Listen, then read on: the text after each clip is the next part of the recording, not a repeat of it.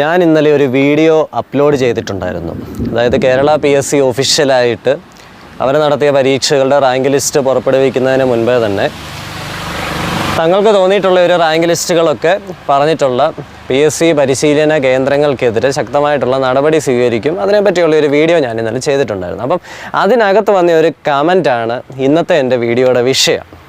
എനിക്ക് ഈ ഒരു വിഷയം തന്നത് ആ ഒരു കമൻറ്റ് ഇത്രയേ ഉള്ളൂ. പക്ഷേ ആ ഒരു കമൻറ്റ് ഡിലീറ്റാക്കി. കമൻറ്റ് ഇട്ടയാൾ അത് ഡിലീറ്റാക്കി. കമൻറ്റ് ഇട്ടയാൾ ഒരു പെൺകുട്ടിയാണ് കേട്ടോ. ഒരു പെൺകുട്ടിയാണ് കമൻറ്റ് ഇട്ടത്. അതായത് എന്തെങ്കിലും കാര്യങ്ങൾ അറിയാമെങ്കിലേ പറയാവുള്ളൂ, അല്ലെങ്കിൽ വിട്ട് കളഞ്ഞേക്കണമെന്ന്. അപ്പോൾ ഞാനതിന് റിപ്ലൈ കൊടുത്തായിരുന്നു. അതായത് എനിക്കൊരു രാത്രി ചുമ്മാ തോന്നിയപ്പോഴത്തേക്കിന് ഞാൻ വന്നിട്ട് വീഡിയോ ചുമ്മാ ഇട്ടതല്ല. യൂട്യൂബിനകത്ത് കഴിഞ്ഞ കുറേ കാലങ്ങളായിട്ട് കണ്ടുവരുന്ന കാര്യങ്ങളെ പറ്റിയാണ് ഞാൻ എൻ്റെ അഭിപ്രായം പറഞ്ഞതെന്ന് പറഞ്ഞ് ഞാൻ ഒരു റിപ്ലൈ ഇട്ടായിരുന്നു. അതിൻ്റെ താഴെ നമ്മുടെ കുറച്ച് സുഹൃത്തുക്കളും വീഡിയോ കാണുന്ന കുറച്ച് സുഹൃത്തുക്കളും വന്ന് അവരുടേതായിട്ടുള്ള കമൻറ്റുകളൊക്കെ ഇട്ടതിൻ്റെ പ്രകാരമായിരിക്കണം ആ ഒരു പെൺകുട്ടി ആ ഒരു കമൻറ്റ് ഡിലീറ്റ് ചെയ്ത് കളഞ്ഞു. ഒരു പക്ഷേ ആ ഒരു പെൺകുട്ടിക്ക് കാര്യം മനസ്സിലായതുകൊണ്ടായിരിക്കാം, പറഞ്ഞ കാര്യം മനസ്സിലായതുകൊണ്ടായിരിക്കാം ഡിലീറ്റ് ചെയ്തത്. ഇനി ആ ഒരു പെൺകുട്ടി ആരാണെന്ന് നമുക്കറിയത്തില്ല. ഒന്നെങ്കിൽ ഈ പറഞ്ഞിരിക്കുന്ന ഏതെങ്കിലും ഒരു പരിശീലന കേന്ദ്രത്തിലെ റിസപ്ഷനിസ്റ്റോ എന്തെങ്കിലും ആയിരിക്കാം, ആരും ആയിക്കോട്ടെ, കുഴപ്പമില്ല. പക്ഷേ ആ ഒരു കമൻറ്റിനുള്ള മറുപടിയാണ് ഇന്നത്തെ വീഡിയോ എന്ന് പറയുന്നത്. അതായത് എന്നോട് ചോദിച്ചത് ഇതാണ്, ഇതിനെപ്പറ്റിയൊക്കെ എന്തെങ്കിലും കാര്യങ്ങൾ അറിഞ്ഞിട്ട് പോരെ എന്നുള്ളത്. അപ്പോൾ ഞാൻ ചുമ്മാ ഇരിക്കുകയാണല്ലോ, യൂട്യൂബ് ഇങ്ങനെ ചുമ്മാ കണ്ടുകൊണ്ടിരിക്കുകയാണല്ലോ കുറേ വർഷങ്ങളായിട്ട്. അപ്പോൾ കുറച്ച് വർഷങ്ങൾ പുറകോട്ട് നമുക്ക് പോയിട്ട് ഇപ്പോൾ എന്താണ് സംഭവിക്കുന്നത്, എങ്ങനെ ഈ ഒരു രീതിയിലോട്ട് എത്തിയെന്നുള്ളത് നമുക്ക് കൃത്യമായിട്ട് നമുക്ക് ഒന്ന് വിശകലനം ചെയ്യാം.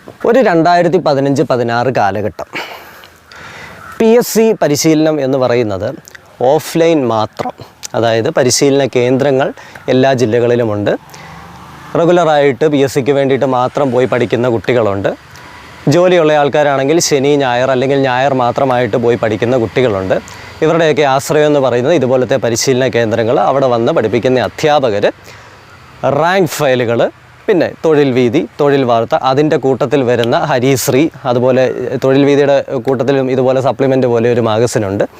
പിന്നെ പല പുസ്തകങ്ങൾ, മനോരമ ഇയർ ബുക്ക്, ഇങ്ങനെ വായിക്കാൻ അവർക്ക് കിട്ടുന്ന പല ഡോക്യുമെൻറ്റുകൾ, ഇതൊക്കെയായിരുന്നു ഇവരുടെ ഒരു റിസോഴ്സ് എന്ന് പറയുന്നത്. അങ്ങനെ ഇരുന്നപ്പോഴാണ് ടെക്നോളജി പതുക്കെ ഡെവലപ്പായിട്ട് വന്ന് ജിയോയൊക്കെ നമ്മളുടെ നടുവിലോട്ട് വന്നപ്പോഴാണെല്ലോ ഇൻ്റർനെറ്റ് വളരെയധികം നമ്മളുടെ ഇടയിലേക്ക് പടർന്നു പിടിച്ചത്.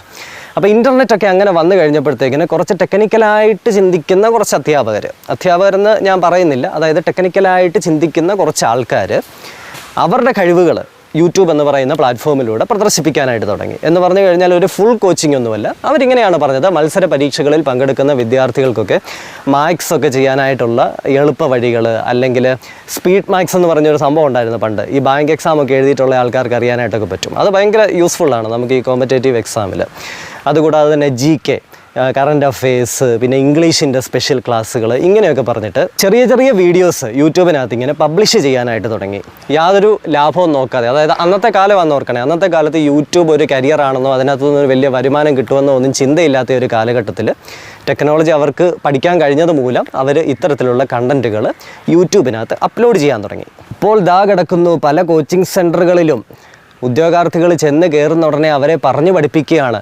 ചിലർ ഓൺലൈൻ വഴി ഇറങ്ങിയിട്ടുണ്ട്, യൂട്യൂബ്, ഫേസ്ബുക്ക് പോലെയുള്ള സ്ഥലങ്ങൾ വഴി ചില അവന്മാർ ഇറങ്ങിയിട്ടുണ്ട്. ഇങ്ങനെ പറഞ്ഞു, ചില അവന്മാർ ഇറങ്ങിയിട്ടുണ്ട്, നിങ്ങൾ ഒരിക്കലും അങ്ങോട്ട് നോക്കരുത്, നിങ്ങൾ അതിലോട്ട് തിരിഞ്ഞു നോക്കുകയേ ചെയ്യരുത്. എന്നാന്ന് ചോദിച്ചു കഴിഞ്ഞാൽ നിങ്ങളുടെ വഴി അടയ്ക്കാനായിട്ട് വരുന്ന കുറച്ച് ആൾക്കാരാണ്. നിങ്ങൾ ഇവിടെ മാത്രം, ഓഫ്ലൈൻ ഓൺലി, നിങ്ങൾ അതിലേക്ക് നോക്കുകയേ ചെയ്യരുത്. അങ്ങനെ ഒരു പേര് കണ്ടാൽ തന്നെ തുപ്പിക്കോണം, അറപ്പ്. അങ്ങനെ ഒരു കാലഘട്ടം നമ്മുടെ ഇടയിൽ ഉണ്ടായിരുന്നു. എന്നുവരെയാണെന്നറിയാവോ? 2020 മാർച്ച് വരെ. അതായത് കൊറോണ എന്ന് പറയുന്ന ഒരു സംഭവം നമ്മളുടെ ഇടയിലേക്ക് വരുന്നിടം വരെ. അപ്പോൾ കൊറോണ നമ്മുടെ ഇടയിലേക്ക് വന്നു കഴിഞ്ഞപ്പോഴത്തേക്കിന് യാതൊരു രക്ഷയില്ല. ഓരോ ഓഫീസുകളും തുറക്കാനായിട്ട് പറ്റത്തില്ല. പിന്നെ ആകെപ്പാടെയുള്ള ആശ്രയം എന്ന് പറയുന്നത് വീടുകളിരുന്നിട്ട് നമുക്ക് എന്ത് ചെയ്യാം, നമുക്ക് കയ്യിലുള്ള കാര്യങ്ങളെ നമുക്ക് മറ്റുള്ളവരുടെ മുൻപിലേക്ക് നമ്മളുടെ മൊബൈൽ ഫോണിലൂടെ നമുക്ക് അറിയിക്കാൻ പറ്റും. അല്ലെങ്കിൽ നല്ല ക്യാമറ ഉണ്ടെങ്കിൽ അത് വെച്ചിട്ട് നമുക്ക് അറിയിക്കാൻ പറ്റും. അങ്ങനെ ഒരു ഇൻസ്റ്റിറ്റ്യൂഷനിൽ പോയിട്ട് അതിൻ്റെ ഭാഗമായിക്കൊണ്ടിരുന്ന ആൾക്കാരൊക്കെ എന്ത് ചെയ്തു, ഇൻഡിവിജ്വലായിട്ട്, അതായത് അവർ തന്നെ ഒരു ബിസിനസ് നടത്തുക എന്നുള്ള രീതിയിൽ പല ക്ലാസ്സുകൾ സ്റ്റാർട്ട് ചെയ്യാനായിട്ട് തുടങ്ങി. നല്ല കാര്യം, I appreciate for the big thing. എന്നാന്ന് ചോദിച്ചു കഴിഞ്ഞാൽ എല്ലാവർക്കും ഉപകാരപ്പെടും. കോച്ചിങ്ങിന് പോകുന്നവർക്ക് മാത്രമല്ല, താല്പര്യമുള്ള എല്ലാവർക്കും ഉപകാരപ്പെടുന്ന രീതിയിൽ യൂട്യൂബ് എന്ന് പറയുന്ന പ്ലാറ്റ്ഫോമിനെ ഉപയോഗിക്കാനായിട്ട് തുടങ്ങി. അപ്പോൾ ചില ആളുകൾ ഇങ്ങനെ നല്ല രീതിയിൽ ഇതിനെ മുന്നോട്ട് കൊണ്ടുവരുമായിരുന്നു. അതായത് പയ്യെ ചെറിയ കാര്യങ്ങളൊക്കെ പഠിപ്പിച്ച് നല്ല രീതിയിൽ ഇങ്ങോട്ട് മുന്നോട്ട് കൊണ്ടുവന്നപ്പോഴത്തേക്കിനാണ് ഏതോ ഒരു കഷ്ടകാലത്തിന് ഒരു പ്രായം ചെന്ന ഒരു സാറിൻ്റെ ചാനൽ ഹാക്കായതുമായിട്ട് ബന്ധപ്പെട്ട് നടന്നിരിക്കുന്ന കുറച്ച് സംഭവങ്ങൾ ടെക്നോളജിക്കലായിട്ടുള്ള ഒരു നോളജിൻ്റെ കുറവ് കൊണ്ടായിരിക്കണം. ഇപ്പം ചരിത്രം നന്നായിട്ട് പഠിപ്പിക്കുന്ന ഒരാളിന് ടെക്നോളജി പരമായിട്ട് അറിവ് കൂടണമെന്ന് നിർബന്ധമില്ലല്ലോ. അദ്ദേഹത്തിൻ്റെ വീഡിയോയിൽ ചാനൽ പോയതിൻ്റെ സങ്കടത്തിലായിരിക്കും ചിലപ്പോൾ ചില കാര്യങ്ങൾ പറഞ്ഞിരിക്കുന്നത്. അതായത് ഈ വീഡിയോ കാണുന്ന ഉദ്യോഗാർത്ഥികളെല്ലാവരും മുഖ്യമന്ത്രിക്ക് പരാതി കൊടുക്കണം അങ്ങനെയൊക്കെ പറഞ്ഞിട്ട് പുള്ളിക്കാരൻ ഒത്തിരി ഇമോഷണലായി. ചാനൽ പോയതിൻ്റെ ഒരു ദുഃഖമായിരിക്കും അതിനകത്തോട് കാണിച്ചത്. അതിനകത്ത് ഒരു കാര്യം എടുത്തു പറഞ്ഞു, ഈ ചാനൽ ആരാ കളഞ്ഞിരിക്കുന്നത്? അതായത് ഇങ്ങനെ ചാനൽ നടത്തുന്നത് എതിർപ്പുള്ള, അതായത് ഈ ഓഫ്ലൈൻകാർ ആപ്ലിക്കേഷൻ ഡെവലപ്പ് ചെയ്യുന്നവരോ അല്ലെങ്കിൽ ഓഫ്ലൈൻ ക്ലാസ് നടത്തുന്നവരോ ഒക്കെ ആണെന്നുള്ള രീതിയിലൊക്കെയുള്ള ഒരു വീഡിയോ ഇങ്ങനെ പുറത്തു വന്നു. ഒരു കാര്യം ഓർക്കണേ, നമ്മുടെ സ്മാർട്ട് ഫോണിന് അത് അറിയാതെ എങ്ങനെ ടോർച്ച് ഓണായി കഴിഞ്ഞാൽ അത് ഓഫ് ചെയ്യാൻ പോലും അറിയാൻ മേലാത്ത നമ്മുടെ ആൾക്കാരാണ് ഇനി ചാനൽ ഹാക്ക് ചെയ്യാനായിട്ട് പോകുന്നത്. എന്തോ അങ്ങനെയൊക്കെ വീഡിയോയിലൂടെയൊക്കെ ഇങ്ങനെ പറഞ്ഞൊപ്പിച്ചു. അപ്പോൾ എന്നാ സംഭവിച്ചതെന്ന് ചോദിച്ചു കഴിഞ്ഞാൽ, ഒരു കാര്യം പഠിപ്പിക്കുമ്പോഴത്തേക്കിന് നമ്മൾ കൊടുക്കുന്ന നോളജ് കേൾക്കുന്നതിനേക്കാളും കൂടുതൽ ആളുകൾ ഇതുപോലൊരു നെഗറ്റീവ് സംഭവം വന്നപ്പോഴത്തേന് അല്ലെങ്കിൽ ഒരാളുടെ വീഴ്ച കണ്ടപ്പോഴത്തേക്കിന് അതിനെ കാണാനായിട്ട് ഇഷ്ടംപോലെ ആളുകൾ അങ്ങോട്ട് ഇടിച്ചു കയറി. അപ്പോൾ ഈ ഒരു സംഭവം, അതായത് അത് അദ്ദേഹത്തിൻ്റെ ജീവിതത്തിൽ സംഭവിച്ച ഒരു കാര്യമാണ്. അപ്പോൾ ഇത് കണ്ടിട്ട് മറ്റ് ചില ആൾക്കാർക്ക് മനസ്സിലായി ഇങ്ങനത്തെ എന്തെങ്കിലും ഒരു തട്ടിക്കൂട്ട് പരിപാടി ഉണ്ടാക്കിയെങ്കിലേ ഈ ഒരു ഫീൽഡിൽ പിടിച്ചു നിൽക്കാനായിട്ട് പറ്റത്തുള്ളൂ. നിങ്ങൾക്കറിയാമല്ലോ, യൂട്യൂബ് ചാനലുകൾ ഗ്രോ ചെയ്യുന്നതിൻ്റെ മെയിൻ കാരണമെന്ന് പറയുന്നത് എന്തെങ്കിലും നമ്മൾ വീഴണം. അതായത് ഒന്നെങ്കിൽ നമ്മുടെ തകർച്ച, അല്ലെങ്കിൽ നമ്മുടെ വീഴ്ച, അല്ലെങ്കിൽ നമ്മൾ എന്തെങ്കിലും പെണ്ണ് കേസ്, പെൺവാണിപ്പം, മയക്കുമരുന്ന്, ഇങ്ങനത്തെ വിഷയങ്ങൾ, അല്ലെങ്കിൽ അപകടം, ഇങ്ങനത്തെ വിഷയങ്ങൾക്കൊക്കെയാണ് ഒരു ചാനലിൽ കയറി രക്ഷപ്പെട്ടു പോകുന്നത്, റീച്ച് കിട്ടുന്നത്. അല്ലാതെ നല്ല കാര്യമൊന്നും ഇട്ട് കഴിഞ്ഞാൽ ആരും കാണാനായിട്ടൊന്നും പോകുന്നില്ല.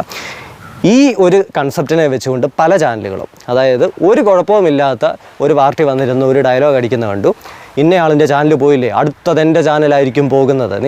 നിങ്ങൾക്കറിയാമായിരിക്കും ആളിനെയൊക്കെ, അടുത്തതെൻ്റെ ചാനലായിരിക്കും പോകുന്നത്, അതുകൊണ്ട് എൻ്റെ ചാനൽ പോയി കഴിഞ്ഞാൽ വീണ്ടും അടുത്ത ചാനലുമായിട്ട് അവൻ്റെ ചാനൽ പോയിട്ടില്ല, അവൻ്റെ ചാനൽ ഇന്ന് വരെ പോയിട്ടില്ല. ഒരാളുടെ പോയത് കണ്ടുകൊണ്ട് വന്ന് ഡയലോഗ് അടിക്കാണ്, അന്ന് വരെ കിട്ടാത്ത റീച്ച് ആ ഒരു വീഡിയോയ്ക്ക് അദ്ദേഹത്തിന് കിട്ടി, ഇടിച്ചു കയറിപ്പോയി. അപ്പോൾ പല ആളുകളും ഇത് കണ്ടുകൊണ്ടിരിക്കുകയാണ്. അതായത് റീച്ച് ഇല്ലാത്ത പല അധ്യാപകരും ഇത് കണ്ടുകൊണ്ടിരിക്കുമ്പോഴത്തേന് പെട്ടെന്ന് റീച്ച് കയറുമ്പോഴത്തേക്കിന് ഇവർക്കൊരു ഈഗോ, മറ്റവൻ കയറി പോവുകയാണല്ലോ, അവൻ ഇന്നത് പഠിപ്പിച്ചു, ഞാൻ ഇത്രയും പഠിപ്പിക്കുന്നുണ്ട്, എനിക്കില്ലല്ലോ. അങ്ങനെയാണ് ഈ ഒരു ഈഗോ വളരാൻ തുടങ്ങിയത് ഇവരുടെ ഇടയിലെല്ലാം.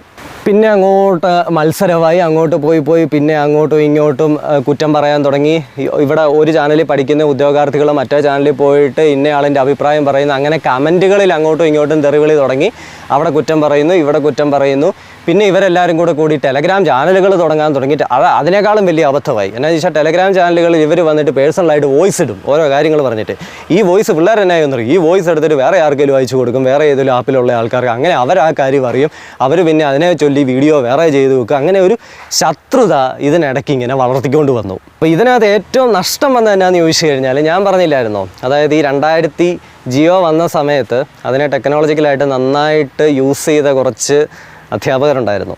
അല്ലെങ്കിൽ നമ്മുടെ ചേട്ടന്മാരെന്നൊക്കെ തന്നെ നമുക്ക് പറയാനായിട്ട് പറ്റും. അവർ പഠിപ്പിക്കുമൊന്നുമല്ല, പക്ഷെ എങ്ങനെ പഠിക്കണം എന്നുള്ള നല്ല ഗൈഡൻസ് കൊടുത്തുകൊണ്ടിരുന്ന കുറച്ച് അധ്യാപകർ ഇതിനകത്ത് ഈ തമ്മിത്തല്ലും ഇതെല്ലാം കണ്ടിട്ട് അവർ പരിപാടി നിർത്തിപ്പോയി. ഇപ്പോഴും നിലവിലുണ്ട്, പക്ഷേ അവർ വല്ലപ്പോഴും ഒക്കെ വന്നിട്ട് എന്തെങ്കിലും മോട്ടിവേഷനൊക്കെ തരത്തുള്ളൂ. അവർ നല്ല രീതിയിൽ ഗൈഡൻസ് കൊടുത്തുകൊണ്ട് പൊയ്ക്കൊണ്ടിരുന്ന ആൾക്കാരാണ്. പക്ഷേ ഇതൊക്കെ കണ്ടു കഴിഞ്ഞപ്പോഴത്തേനും അവരോടും മറ്റു ചില ആൾക്കാർ പല അഭിപ്രായങ്ങൾ അറിയാൻ തുടങ്ങിയ പിന്നെ അവരും ഈ ഒരു പരിപാടി ഇതിനകത്തുനിന്ന് നിർത്തിപ്പോയി. ഇനി ഇതെല്ലാം പോട്ടെന്ന് വെക്കാം. ഇപ്പം ഒരു വർഷം അങ്ങോട്ട് സ്റ്റാർട്ട് ചെയ്ത് കഴിഞ്ഞാൽ ആ വർഷം ഏതൊക്കെ നോട്ടിഫിക്കേഷൻ വരുമെന്നുള്ളത് PSC തീരുമാനിക്കട്ടെ. PSC ഇടുന്ന നോട്ടിഫിക്കേഷൻ വരട്ടെ. എന്താണെങ്കിലും നോട്ടിഫിക്കേഷൻ വന്നിട്ട് കുറേ കാലം കഴിഞ്ഞിട്ടല്ല പരീക്ഷ നടക്കത്തുള്ളൂ. ഇത് നോട്ടിഫിക്കേഷൻ വരുന്നതിന് മുൻപേ തന്നെ ഇന്ന നോട്ടിഫിക്കേഷൻ വരുമെന്നും പറഞ്ഞുകൊണ്ട് കോഴ്സ് കൊടുക്കും. മനസ്സിലായോ? അത് കാണുമ്പോഴത്തേക്കിന് മറ്റ് ആപ്ലിക്കേഷൻ അല്ലെങ്കിൽ മറ്റ് ചാനലുകാർ ഇത് തന്നെ ഫോളോ ചെയ്തിട്ട് അവരും വീണ്ടും കൊണ്ട് കോഴ്സ് കൊടുക്കും. ഇത് പിന്നെ ഒരു മത്സരമായി. അതായത് അപ്പുറത്തന്നെ നിങ്ങളൊരു കാര്യം മനസ്സിലാക്കണം, ഒരു പക്ഷേ നിങ്ങളുടെ ഈ പറയപ്പെടുന്ന ആപ്ലിക്കേഷൻ ഡെവലപ്മെൻറ്റിലുള്ള ആൾക്കാർ തന്നെ മറ്റേ ചാനലിനകത്ത് എന്തെങ്കിലും സ്റ്റുഡൻ്റായിട്ട് ക്യാഷ് കൊടുത്തിട്ട് കാര്യങ്ങൾ എടുത്തിട്ടുണ്ട്. എന്തിനു വേണ്ടിയിട്ടാണ്? പഠിക്കാനൊന്നുമല്ല, അവിടെ നടക്കുന്ന കാര്യങ്ങൾ മനസ്സിലാക്കാനായിട്ടും അതിനനുസരിച്ചിട്ട് ഇവിടെ മാർക്കറ്റ് ചെയ്യാനായിട്ടും ബിസിനസ് നടത്താൻ. ഇതൊക്കെയാണ് ഇതിനകത്ത് നടക്കുന്ന കാര്യങ്ങൾ. എന്താ വെച്ച് കഴിഞ്ഞാൽ ഒരു വ്യക്തിയെ ഇവിടെ പ്രൂവ് ചെയ്യുന്നില്ല ഒരു ആപ്ലിക്കേഷനകത്തും. നമ്മളുടെ ഐഡിയും ക്യാഷും കൊടുത്തു കഴിഞ്ഞാൽ അതിനകത്ത് നമ്മൾ മെമ്പറാണ്. ഇനി ഒരു നോട്ടിഫിക്കേഷൻ വന്നെന്ന് വിചാരിക്കാം. പിന്നെ ആ നോട്ടിഫിക്കേഷൻ വായിച്ചിട്ട് ഇവരുടേതായിട്ടുള്ള രീതിയിലുള്ള കുറേ എക്സ്പ്ലനേഷൻസ് ഉണ്ട്. അതിനകത്ത് പകുതി മുക്കാലും PSCയെ കുറ്റം പറയും. കുറച്ച് ഉദ്യോഗാർത്ഥികളുടെ, അതായത് നിങ്ങൾ വിചാരിക്കുന്ന പോലെ ഒന്നുമല്ല, ഇനി അങ്ങോട്ട് നമ്മൾ ഇങ്ങനെ പഠിച്ചാലേ കിട്ടുകയുള്ളൂ എന്ന് പറഞ്ഞുകൊണ്ട് ഇവർ തന്നെ ഒരു ഐഡിയ കയറ്റി വിടും. ഇത് കുറേ കാലമായിട്ട് ഇങ്ങനെ കണ്ടുകൊണ്ടിരിക്കുന്ന കാര്യമല്ലേ. നോട്ടിഫിക്കേഷൻ കഴിഞ്ഞു, പിന്നെ അടുത്ത സ്റ്റെപ്പ് എന്ന് പറയുന്നത് എക്സാമിൻ്റെ ഡേറ്റ് വരിക എന്നുള്ളതല്ലേ. പ്രവചനം തുടങ്ങും. എക്സാമിൻ്റെ ഡേറ്റ് ഇന്ന് വരും, നാളെ വരും, മറ്റന്നാൾ വരുമെന്നും പറഞ്ഞുകൊണ്ട് അങ്ങ് വീഡിയോ ഇടുക. ചുമ്മാതെ ഒരു കാര്യമല്ല, ചുമ്മാ അങ്ങ് വീഡിയോ ഇടുക. അതായത് ഞാൻ PSC ഓഫീസിൽ വിളിച്ചപ്പോൾ എന്നോട് ഇങ്ങനെ പറഞ്ഞായിരുന്നു എന്നൊക്കെ പറഞ്ഞ്, പിന്നെ ഇന്നലെ ഞാൻ പറഞ്ഞ പോലെ തന്നെ ആദ്യമായിട്ട് ഞാനാണ് പുറത്ത് വിടുന്നത് കേട്ടോ. ഇങ്ങനത്തെ കാര്യം ഇത് എല്ലാ വീഡിയോയ്ക്കകത്തും എടുത്ത് പറയും. അങ്ങനെ കുറേ വീഡിയോസ് അങ്ങ് ചെയ്തുകൊണ്ടിരിക്കുക. അവസാനം പരീക്ഷയുടെ ഡേറ്റ് വരും. ഡേറ്റ് വന്നു കഴിയുമ്പോഴത്തേന് പിന്നെ ഒരു പരാക്രമമാണ്, ക്രാഷ് കോഴ്സ്. അതിൻ്റെ ഒരു പരാക്രമമാണ് പിന്നെ ഇവിടെ കാണിക്കുന്നത്. ഇതിനിടയ്ക്ക് കുറേ മാനസിക രോഗികളുണ്ട് കേട്ടോ. അതായത് ഇവരൊക്കെ പിന്നെ കുറച്ച് വിവരമുള്ളവരാണെന്ന് പറയാം. ഇത് കുറച്ച് മാനസിക രോഗികളുണ്ട്. ചലഞ്ചാണ്, 15 ദിവസ ചലഞ്ച്, 50 ദിവസ ചലഞ്ച്. എന്നതാ റാങ്ക് ഫയൽ വായിച്ച് തീർക്കുന്ന ചലഞ്ച്. വേറെ പണിയൊന്നുമില്ലേ, പോയി കിടന്ന് ഉറങ്ങാൻ നോക്ക്. ചലഞ്ച് 7 ദിവസ ചലഞ്ച്. എന്തൊക്കെയാണ് കാണിച്ചു കൂട്ടുന്നത്? രാവിലെ എണീക്കുന്നു, അതെല്ലാം വീഡിയോ ആക്കി ചിത്രീകരിക്കുക. ഇങ്ങനെ ഇരിക്കണം, ഇങ്ങനെ തുറക്കണം, ചുമലപ്പേന, പച്ചപ്പേന, ഇങ്ങനെ മാർക്ക് ചെയ്യൂ. വേറെ പണിയൊന്നുമില്ലേ നിങ്ങൾക്ക്? കൂടുതലും പെണ്ണുങ്ങളാണ് ചെയ്യുന്നത് കേട്ടോ ഇങ്ങനത്തെ വൃത്തികേടൊക്കെ. പരീക്ഷയുടെ ഡേറ്റ് വന്നു. ആദ്യത്തെ ഒരു പരീക്ഷ കഴിയുമ്പോഴാണ് പിന്നെ ഇവിടെ കോളിളക്കം നടക്കുന്നത്. ആദ്യത്തെ പരീക്ഷ അങ്ങോട്ട് കഴിയുന്ന ഒട്ടനെ തന്നെ അതിൻ്റെ ക്വസ്റ്റ്യൻ പേപ്പർ ഇവർക്ക് പോലും ആൻസർ അറിയത്തില്ലായിരിക്കും. എന്തെങ്കിലും തോന്നിയ ആൻസറൊക്കെ കുത്തി കുറിച്ചിട്ട് അങ്ങോട്ട് ഇട്ട് പെട്ടെന്ന് അങ്ങോട്ട് മറിച്ച് കുത്തി അങ്ങോട്ട് വീഡിയോ അപ്ലോഡ് ചെയ്യും. 3:30 പരീക്ഷ കഴിഞ്ഞിട്ടുണ്ടെങ്കിൽ 4 മണിക്ക് ഇവിടെ വീഡിയോ അപ്ലോഡായിരിക്കും. എന്തെങ്കിലും മാറ്റങ്ങളുണ്ടെങ്കിൽ ഞാൻ അടുത്ത വീഡിയോ ആയിട്ട് വരാമെന്നും പറയാം. അപ്പോൾ ഇവൻ്റെ ലക്ഷ്യം എന്നതാ? ഇങ്ങനെ വീഡിയോ അപ്ലോഡ് ചെയ്യുന്നവൻ്റെ ലക്ഷ്യം എന്നതാ? പിള്ളേർ പഠിക്കണമെന്നാണോ? എന്തെങ്കിലും ആട്ടെ, പോട്ടെ, സഹിക്കാം. ക്വസ്റ്റ്യൻ പേപ്പർ കിട്ടിയല്ലോ, അടുത്ത പരീക്ഷ ഉള്ളവന് ആ ക്വസ്റ്റ്യൻ പേപ്പർ കണ്ടിട്ടേലും എന്തെങ്കിലും നോക്കാമല്ലോ. വൈകുന്നേരം 10 മണി കട്ട് ഓഫ് വരുന്നു. കുറേ കാലത്തെ അങ്ങേപ്പുറത്തെ കുറേ ഡീറ്റെയിലൊക്കെ വെച്ച് നോക്കിയിട്ട് കട്ട് ഓഫ് ഇന്നതായിരിക്കും. വളരെ അനീതിയായിപ്പോയി. എന്നാന്ന് ചോദിച്ചാൽ കട്ട് ഓഫ് ഇത്രയും വരും, പക്ഷേ ക്വസ്റ്റ്യൻസ് ഭയങ്കര ടഫായിരുന്നു. ഇനി വരുന്നവർക്ക് എങ്ങനെയായിരിക്കും, ഇങ്ങനെയായിരിക്കും, മറ്റേത് മാങ്ങാത്തൊലി എന്നും പറഞ്ഞുകൊണ്ടങ്ങ് തുടങ്ങുക. അപ്പോൾ ഇതിന് ഈ കട്ട് ഓഫ് പ്രവചനത്തിനകത്ത് വിജയിക്കുന്നവൻ ആരാണെന്നറിയോ? ഏറ്റവും കുറഞ്ഞ കട്ട് ഓഫ് പ്രവചിക്കുന്നവൻ. അവൻ ഏറ്റവും കൂടുതൽ ഫാൻസ്. ഏറ്റവും കുറഞ്ഞ കട്ട് ഓഫ് പ്രവചിക്കുന്നവന് കൂടുതൽ ഫാൻസും. പുള്ളിക്കാരൻ വല്ലതും ആപ്ലിക്കേഷനോ അല്ലെങ്കിൽ ഈ പറയപ്പെടുന്ന എന്തെങ്കിലും പോർട്ടൽ, എഡ്യൂക്കേഷൻ പോർട്ടൽ വല്ലതും പുള്ളി നടത്തുന്നുണ്ടെങ്കിൽ പുള്ളിക്കായിരിക്കും ഏറ്റവും കൂടുതൽ സബ്സ്ക്രൈബേഴ്സ്. അന്നായിരിക്കും ഏറ്റവും കൂടുതൽ സബ്സ്ക്രൈബേഴ്സും ലൈക്കും ഒക്കെ പുള്ളിക്ക് കയറുന്നത്. ഏറ്റവും ഉയർന്ന കട്ട് ഓഫ് പ്രവചിച്ചവൻ്റെ ജീവിതം അന്നുകൊണ്ട് തീർന്നു. അവനായിരിക്കും ചിലപ്പോൾ സത്യം പറഞ്ഞത്. അതോടെ അവൻ്റെ ലൈഫ് അവിടെ തീർന്നു. അതാണ് നമ്മുടെ ഇടയിൽ നടക്കുന്നത്.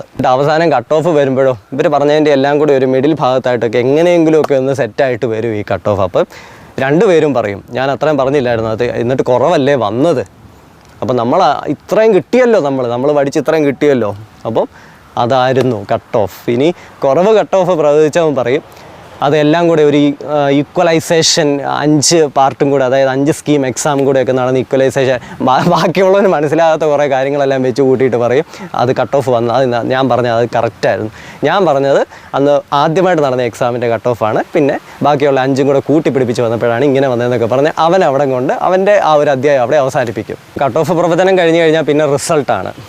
റിസൾട്ട് പിന്നെ പ്രവചിക്കുക, എന്ന് വരും ഡേറ്റ്, റാങ്ക് ലിസ്റ്റ് എന്ന് പ്രസിദ്ധീകരിക്കും.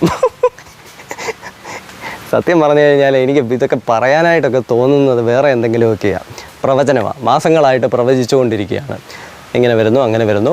അതിനിടയ്ക്ക് വേറെ ഏതെങ്കിലും ഒരു എക്സാമിനേഷൻ്റെ വല്ലതും വന്നു കഴിഞ്ഞാൽ, എന്തെങ്കിലും നോട്ടിഫിക്കേഷൻ വന്നു കഴിഞ്ഞാൽ പിന്നെ ഇവരെല്ലാവരും കൂടെ അതിൻ്റെ പുറകെ പോകും. ഇത് മറക്കും, ഇത് പിന്നെ അവിടെ അങ്ങ് വിടും. എന്നിട്ട് എന്തെങ്കിലും ഒരു തുമ്പ എവിടെ നിന്നെങ്കിലും കിട്ടിക്കഴിയുമ്പോൾ പിന്നെ ഇതിലോട്ട് തിരിച്ച് കയറി. കഴിഞ്ഞ ദിവസം ഞാൻ ഒരു തമ്പനയിൽ കണ്ടു കേട്ടോ. ആ തമ്പനയിലിനകത്ത് പറഞ്ഞിരിക്കുന്ന PSC ചെയർമാൻ്റെ അടിയന്തര അറിയിപ്പ്.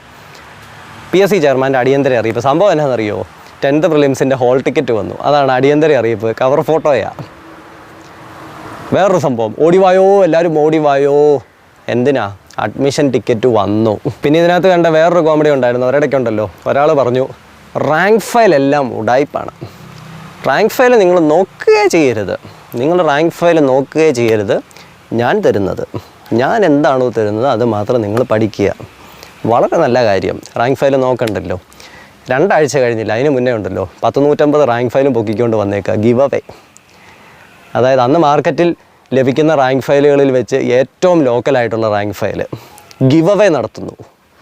പാവപ്പെട്ടവരായിട്ടുള്ള 150 അല്ലെങ്കിൽ 200 പിള്ളേർക്ക് ഞാൻ ഗിവ് അവേ നടത്തുന്നു. എന്താ കൊടുക്കുന്നത്? റാങ്ക് ഫയൽ വായിക്കരുതെന്ന് പറഞ്ഞ ടീമാണ്. അപ്പോൾ അതിൽ നിന്ന് തന്നെ മനസ്സിലാക്കേണ്ട, ഈ പാവപ്പെട്ടവൻ, അതായത് കാശില്ലാത്തവൻ ഈ റാങ്ക് ഫയൽ പഠിച്ചിട്ട് അവൻ എങ്ങും ചെല്ലണ്ടെന്നാണോ? എന്നാൽ റാങ്ക് ഫയൽ കൊടുക്കുമ്പോൾ എന്നാൽ റാങ്ക് ഫയൽ കൊടുക്കുമ്പോഴത്തേന് അത്യാവശ്യം എല്ലാ കണ്ടൻറ്റും ഉള്ള ഒരു റാങ്ക് ഫയൽ എടുത്തങ്ങ് വീശി വിട്. ഇത് ഗിവ് അവേ എന്നും പറഞ്ഞുകൊണ്ട് ഇത്രയുള്ള ചെറിയ സാധനം, അതായത് ബേസിക്സ് ഓൺലി റാങ്ക് ഫയൽ, അത് അന്നത്തെ നിലവാരത്തിൽ മാർക്കറ്റിൽ ലഭിക്കാവുന്ന ഏറ്റവും low quality rank file give away. പിന്നെ വേറൊരു കോമഡി ഉണ്ടായിരുന്നു ഇതിനിടയ്ക്ക്. ഒരാൾ നല്ല രീതിയിൽ ക്ലാസ് എടുത്തുകൊണ്ട് പോയിക്കൊണ്ടിരിക്കുന്നതിൻ്റെ ഇടയ്ക്ക് കാണാൻ ആരുമില്ല. എന്നുവെച്ചാൽ മെയിൻ എക്സാമിനേഷൻ കഴിഞ്ഞ് കഴിഞ്ഞാൽ പിള്ളേരെല്ലാം അവരുടെ വഴിക്ക് പോകും. പിന്നെ അവരെന്തെങ്കിലും എക്സാമിനേഷൻ്റെ നോട്ടിഫിക്കേഷനൊക്കെ വന്ന് ടൈം ടേബിളൊക്കെ വന്നിട്ടായിരിക്കും ഇതൊക്കെ കാണാൻ വരുന്നത്. അപ്പം ഈ ക്ലാസ് എടുക്കുന്ന ആളിന് അങ്ങ് ദേഷ്യമായി, ഭയങ്കര കലിപ്പ്. ഇനി ഞാൻ ക്ലാസ് ഇല്ല, മറ്റേതാ മറിച്ചാന്നൊക്കെ പറഞ്ഞിട്ട് ഭയങ്കര കലിപ്പ്. ആരെങ്കിലും കമൻറ്റ് ഇട്ട് കഴിഞ്ഞാൽ തന്നെ ഭയങ്കര കലിപ്പ്. അതായത് ആരാണ്ട് നിർബന്ധിച്ചിട്ട് വന്ന് ക്ലാസ് എടുക്കുന്നത് പോലെയാണ്, ഭയങ്കര കലിപ്പ്. പിന്നെ പിള്ളേർ എന്ത് സംശയം ചോദിച്ചു കഴിഞ്ഞാലും ഞാൻ അങ്ങനെയല്ല, ഞാൻ ഇങ്ങനെയാണെന്നൊക്കെ പറഞ്ഞ് ഭയങ്കര കലിപ്പ്. അതിനിടയ്ക്കാണ് ഞാൻ ഇന്നലെ പറഞ്ഞതുപോലെ തന്നെ, ആ കള്ളം ഞാനായിരുന്നെന്ന് പറഞ്ഞതുപോലെ തന്നെ, കൂട്ടുകാരെ നമുക്ക് സെക്രട്ടേറിയറ്റിൽ ഇരിക്കണ്ടേ? സെക്രട്ടേറിയറ്റിലെ ഒരു കസേര നിങ്ങൾക്ക് വേണ്ടി മാത്രമുള്ളതാണ്. അതിനായിട്ട് ഞങ്ങളുടെ ഈ ഒരു ഓഫർ നിങ്ങൾ സ്വീകരിക്കൂ. 6 മാസത്തേന് ഇന്ന ഓഫർ, അല്ലെങ്കിൽ സെക്രട്ടേറിയറ്റിലെ കസേര നിങ്ങൾക്കില്ല. ഈ ഒരു ഓഫർ നിങ്ങൾ എടുത്തോളൂ, എന്നാലും മാത്രമേ നിങ്ങൾക്ക് സെക്രട്ടേറിയറ്റിലെ കസേര കിട്ടത്തുള്ളൂ കൂട്ടുകാരെ. എന്നാൽ പിന്നെ ഒത്തിരി റിസോഴ്സുകളുണ്ടല്ലോ, എന്നാൽ പിന്നെ ഇനി PSC പഠിച്ചേക്കാമെന്ന് ഞാനും വിചാരിച്ചു. അങ്ങനെ ഇരുന്നപ്പോഴാണ് എനിക്ക് പറ്റിയൊരു സാധനം അവിടെ കിട്ടിയത്. മാർച്ച് 8 ലോക വനിതാ ദിനമാണ്. മാർച്ച് 20 ലോക സന്തോഷ ദിനമാണ്. 22 ലോക ജലദിനമാണല്ലോ. 20 ലോക സന്തോഷ ദിനമാണ്. 22 ലോക ജലദിനമാണല്ലോ. എനിക്കിതാ ഇഷ്ടപ്പെട്ടു കേട്ടോ. ഈ ഒരു സംഭവമായിരുന്നു എനിക്കിഷ്ടപ്പെട്ടത്. ഇതും കേട്ടോണ്ടാ ഞാനിതും കാണിച്ചുകൊണ്ട് പോയിട്ട് അവിടെ PSC എക്സാമിനേഷന് കയറിയിട്ട് എന്നാന്ന് ചോദിച്ചാൽ, ഇത് പാട്ട് പാടിയാലേ എനിക്ക് ആൻസർ വരത്തുള്ളൂ. പാട്ട് പാടി പിന്നെ ആ ടീച്ചർ എന്നെ ഒന്നും പറഞ്ഞില്ലെന്നുള്ളതേ ഉള്ളൂ. ഇങ്ങനത്തെ ഐറ്റങ്ങളൊക്കെ ഇതിനകത്ത് നടന്നുകൊണ്ടിരിക്കുന്നത്. പാട്ട് PSC പഠിക്കാം, പാട്ട് നടന്ന കാര്യം തന്നെയാണ്. അപ്പം ആ കമൻ്റ് അടിച്ച സഹോദരി ഈ വീഡിയോ കാണുന്നുണ്ടെങ്കിൽ ഇത്രയൊക്കെ പോരെ? എനിക്ക് വീഡിയോ ചെയ്യാനായിട്ട് ഇത്രയും കാര്യങ്ങളൊക്കെ പോരെ? ഇനി ഇതിനേക്കാളും കൂടുതൽ കാര്യങ്ങൾ വേണോ? ഈ പറയുന്നതൊക്കെ അല്ലെങ്കിൽ ഈ ചെയ്യുന്നതൊക്കെ നല്ലതാണെന്ന് കാണിക്കാനായിട്ട് ഇതിനേക്കാളും കൂടുതൽ കാര്യങ്ങൾ ഇനി വേണോ? അപ്പോൾ എൻ്റെ അഭിപ്രായം ഇത്ര മാത്രമേ ഉള്ളൂ. നമുക്ക് കിട്ടിയിരിക്കുന്ന ഈ ഒരു പ്ലാറ്റ്ഫോം പഠിപ്പിക്കാനായിട്ട് ഉപയോഗിക്കുക. അതായത് സിലബസ് കിട്ടിക്കഴിഞ്ഞാൽ സിലബസിലെ ടോപ്പിക്കുകൾ പഠിപ്പിക്കാനായിട്ട് ഉപയോഗിക്കുക. ക്വസ്റ്റ്യൻ പേപ്പറുകൾ വിശകലനം ചെയ്യാനായിട്ട് ഉപയോഗിക്കുക. പരീക്ഷയുടെ നോട്ടിഫിക്കേഷൻ ഇടുന്നതും സിലബസ് ഇടുന്നതും പരീക്ഷയുടെ കട്ട് ഓഫ് നിർണ്ണയിക്കുന്നതും റിസൾട്ടൊക്കെ PSCക്ക് തോന്നുമ്പോഴേ PSC ഇടുകയുള്ളൂ. PSCക്ക് റിസൾട്ട് വരുന്ന ഡേറ്റ്, റാങ്ക് ലിസ്റ്റുകൾ, ആരെയൊക്കെ ലിസ്റ്റിനകത്ത് ഉൾപ്പെടുത്തണം, ഈ കാര്യങ്ങളൊക്കെ PSC തീരുമാനിക്കട്ടെ. അല്ലാതെ വേറെ ആരും തീരുമാനിക്കേണ്ട ഒരു ആവശ്യമില്ല.